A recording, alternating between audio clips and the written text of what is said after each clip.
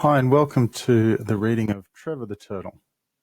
This book is written by Matthew Davis, illustrated by James O'Reilly.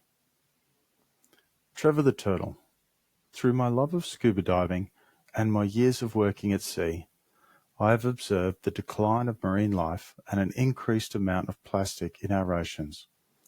It is my hope that my children and generations to come can enjoy our beautiful oceans and the magic that can be found beneath its waves.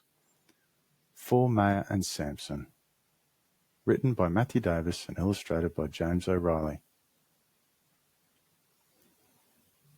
Out in the ocean, far away from the land, where the waters are blue with golden sand, lives a turtle named Trevor, and Craig, who's a crabby.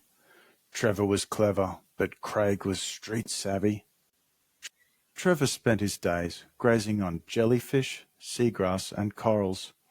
Although turtles eat crabs, he chose not to, due to his morals.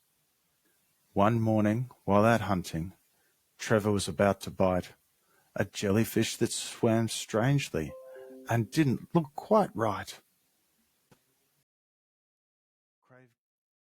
Craig grabbed Trevor just in time by the beak. "Ouch!" cried Trevor, for it was a very firm tweak. "I'm not a crab who is known for being dramatic, but that's not a jellyfish. It's a bag made of plastic." Swimming some distance to a bay with seagrass, who should Trevor and Craig happen to pass? A dugong named Doug, who loved to munch seagrass by the mouthful, 40 kilos for lunch. Doug thought he was in shape and a fine-looking lad. Luckily ovals are shapes, and his eyesight is bad. The seagrass was juicy and tasted fantastic, but up in the shallows they found some more plastic.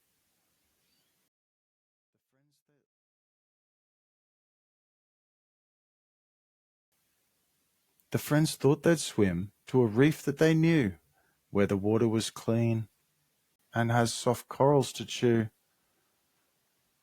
Doug was scared to be out of the bay until he spoke to a friendly stingray.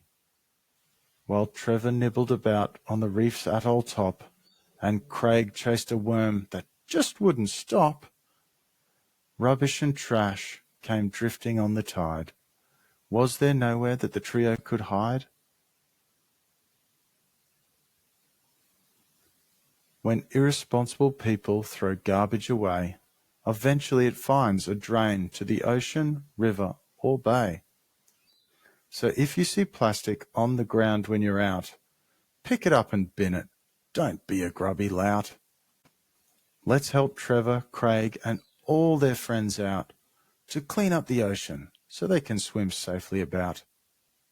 Did you spot Sammy the starfish on every page? Take another look through the story and see if you can find him.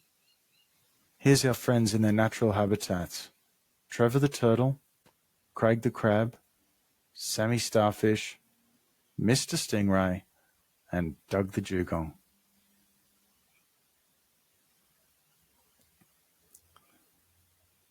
I've compiled some information around sea turtles and pollution, with some links below for further information if you care to look for it.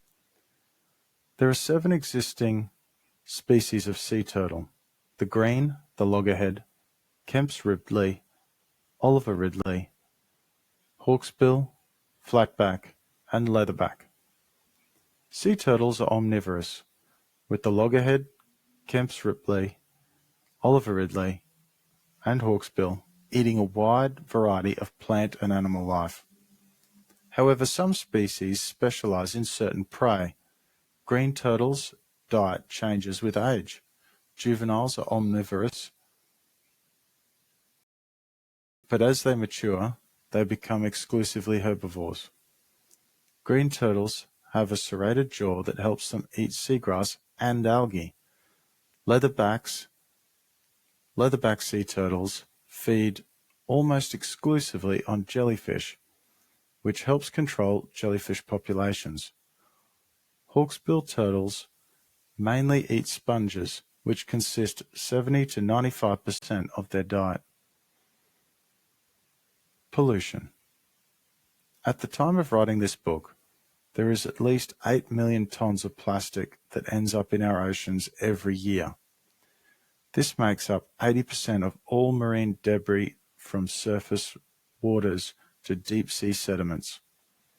Marine pollution results in species ingesting or becoming entangled in plastic debris, which causes severe injuries and deaths.